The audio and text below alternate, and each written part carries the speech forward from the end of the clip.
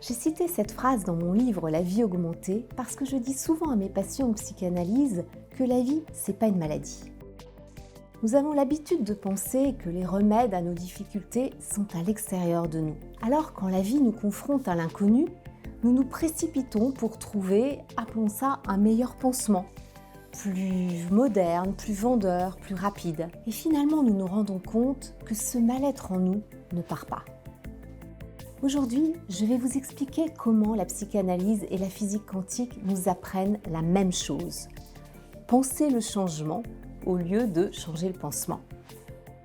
La psychanalyse est une quête de vérité. Quand nous arrivons en psychanalyse, nous sommes au bout du système qui consiste à faire semblant, car il y a trop d'écart entre le personnage que nous présentons sur la scène sociale ou familiale et celui que nous sommes au fond de nous. Et plus l'écart grandit, plus il faut des remèdes extérieurs pour supporter et masquer l'écart. Plus d'objets, de nourriture, de jeux en ligne, de substances chimiques. Ça s'appelle l'addiction. Et ça tient tant bien que mal. Puis soudain, une épreuve, un changement, un défi arrive et nous n'arrivons plus à nous mentir. Nous avons besoin de dire la vérité sur celui que nous sommes vraiment.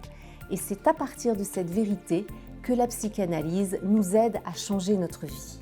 La psychanalyse nous conduit à nous connaître pour nous réinventer.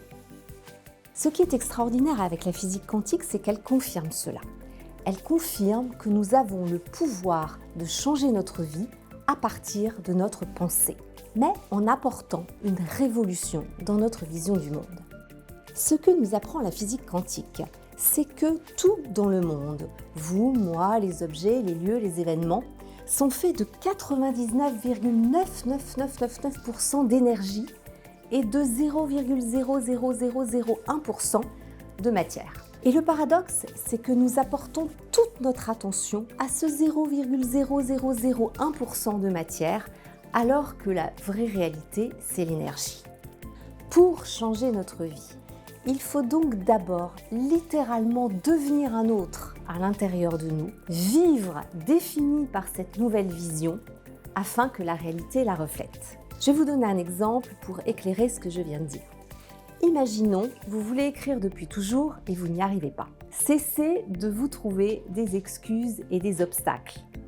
Pensez-vous écrivain, ressentez-vous écrivain, vivez comme un écrivain et l'expérience d'écrivain doit venir à vous. C'est ça la loi quantique.